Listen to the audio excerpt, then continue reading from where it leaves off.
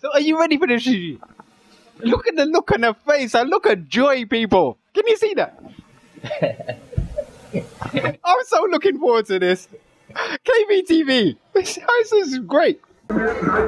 Solid as a rock. Man, for real. And I wasn't actually, I'm quite impressed. I like it. The only thing I don't really like about it. Just a thing to mash up the front. No, what we mean? You see, most the stink will be back. To mash up the front? Yes. And speaking about #1 pick, here's the artist who sang the #1 pick. It's Orlando. Alright, we're here with Ricardo and Jonathan. Two of the guys from Matrix Unleashed, apparently. Right? You all raced today in a regatta. How was the conditions outside there? How was the competition and so on? It was like deja vu. Because I called him out of the archives this morning because my driver for the boat working offshore. I called him. We used to race the boat before. But you didn't use a just race before. That's the man that brought me into racing. This is the guy that started. True. The first boat I ever raced was actually Matrix with this guy. So the boat is completely done over. Well, last year. Last year we didn't make it all the way. We made it up to Filet. Things didn't work out how we planned. But we're coming back harder and stronger this year again. As I said, I brought in Jonathan today because of, it's a sport, but you don't always have your team. Right. Because of work-wise and things. You had to get him money to keep the boat running, so you had to work. Yep. basically today show up for the sponsors and get the sponsors because you had to come out and race the boat. You're getting money from your sponsors to help you out, so you had to bring the boat out and race the boat and get your points and make sure that you don't have no penalties and things. You're racing in what mileage class? This is the 60 mile an hour class. And how you all did today? Fairly alright. We had little hiccups, but we did okay. We run third kind of thing. Yeah, consistently we were about third in class. Yeah, so. Who your competition? I think we had Overdose, Pum Pum Conqueror, I think Chris Gone Wild. Yeah, Overcast. Yeah, me Overcast. Outcast was the 60 mile an hour class is a nice little class with 20-footer boats doing 60 mile an hour. Yeah. It's a new class coming out when I say these are the down the islands boat. Right, not like the big guns on it. And it's only because of our little boats is where everything started. Right. And we still here. Actually, throughout the years, it's the 20-footers, these little single-engine 20-footers that have kept racing going throughout the years. I mean, before the 40-foot cats with all that horsepower, I mean, throughout the years. Yeah. I mean, there was a time powerboat racing was kind of suffering, and the only thing that really kept it going, the consistent 10 or 12 boats that showed up were the 20-footers, or that came out every time to race. So. But what is it like driving and navigating on a 20-foot, 60 miles per hour boat? What does it feel like outside it? Nothing to say, well, the big boats, they are cushion going up the road. But we are racing and we have to race flat out to the maximum we can race at. That's a 20-foot boat going up the North Coast doing 59.9 miles an hour. Your car cross 60, right? Is tremendous. It's work. It's definitely a lot of work. I mean, that's where you learn to race. If you want to learn to race, it's definitely not 20-footer. You have to drive that boat. You have to take the licks. You cannot slow down. You slow down. KTV, there's a good man here, you know. How you doing, brother? You slow down, you hurt yourself. Yeah. So you gotta stay on top at all times. Yeah. Hammer down, race until parts fall off. What does it do to your body? I mean, Yeah, like right now, my whole left side here, I can't really feel it, so I'm kind of walking with a little. Nah, it's in a 20-footer, it's like somebody throw you in a punching bag and just beat you. Take lick. Just beat you. I've wow. not done over the boat where, for me in my age, in a 20-footer, it's kind of madness, everybody telling me, but I know I can still do it. And I've redesigned the boat where I've taken the pressure off of my back and the driver's back. We recline the seats a little bit, bring everything closer to you where you don't have to stretch. So you're more or less cushion proper. Aerodynamic, yeah. Aerodynamics there. You mentioned your age, is about 45, 48? I am in my 50s.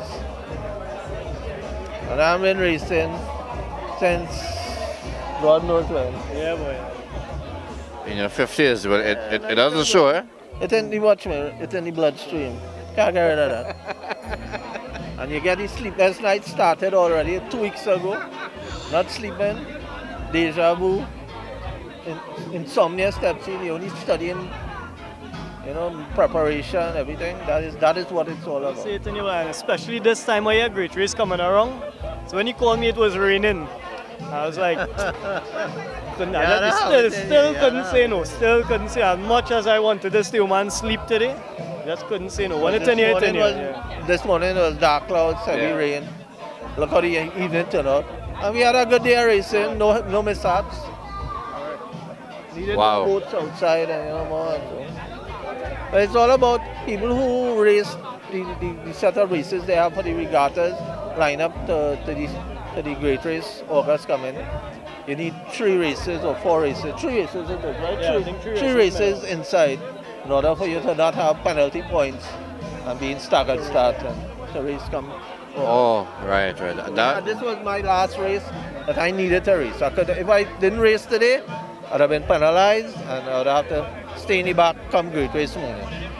Right, so basically you must race minimum of 3 regattas prior to being in a sound standing in the start of great race. That's for this year though. If it is the amount of races increase, let's say for the next season, the minimum number of races may increase as well.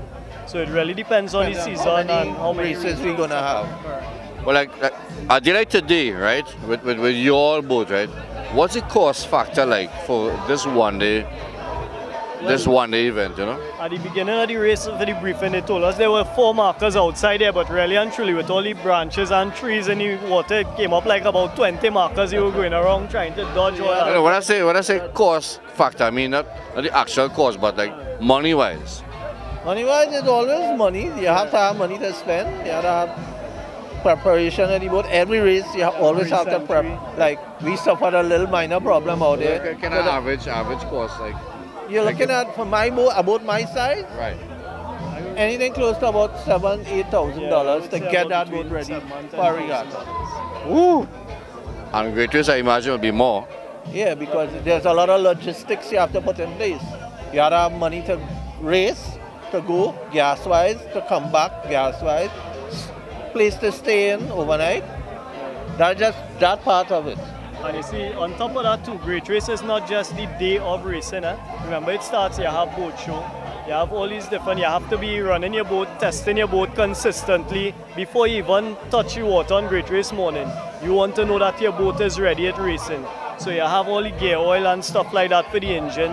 You have, you know, all the steering fluids, everything like that you're doing prior to great race to make sure that you're ready for great race. So it's not just give me a go out and break something. Correct. Trying out, let's run in. And so that's a cost factor to replace whatever you broke. It's like oil, gas, filters. You're changing filters. It's an ongoing spending. I mean, it's a sport for the rich. And whatever you use during your testing and stuff like that. You know? We just have it's an hour. I mean, remember a little boy growing up and watching the older men and them racing in little plywood fiberglass boats. Right. That was the days of racing. But I know that old, so I don't. No, he was in Pampers. But that is where this was just a small jetty. Yeah. And outside there was something else. You need to know of the history, come up to know what it is now, and to have it in your blood. And the sport has really grown as well. So.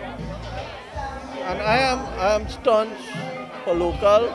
I don't believe in going away and buying no foreign manufactured boats. Locally built. And I work on my own boat, I prep my own boat. When I need the men who have the little knowledge on certain little theory things, I have friends that come in and help me. So it's all like a hand. Even Extreme is locally built Formula 3. Yeah. You know, and as far as I'm concerned, Formula 3 could run with the best of them outside there. You could bring anybody you want from foreign. And there's no reason that our local boys here between Bowen and Formula 3, why we can't build a boat to contest them, you know? Wow. It's ongoing and it's going to continue being like that. Wow. So you looking at The whole thing about it is, you know, all the big boats and them fame and glory and things. Yeah. And money talks, bullshit walks. Right? The men who have the money, who have the sponsorship to get the big boats and run and race outside there, all well and great. Think about the little 20-footers that going up that north coast. We facing the same water, same conditions? same conditions, and we have to race hard as we have to race. They could back off and cruise up the road until they see Tobago and then Lego the Hammer. But we have to let it go all the way up. And they all came from small boats. And we who can't afford to have a big boat like that, we still doing it because we love the sport. Yeah. And it's hammer until parts fall off. That's what went on with me last year, parts fall off. Wow. Wow. People that hear that? You hear how much work it is to run that little boat? And then again, it's carried. Yeah. Cool and refreshing Indian beverage. We are Call that wrong as I buy it. Guys, thank you very much. This was a great. And best of luck in great race to come.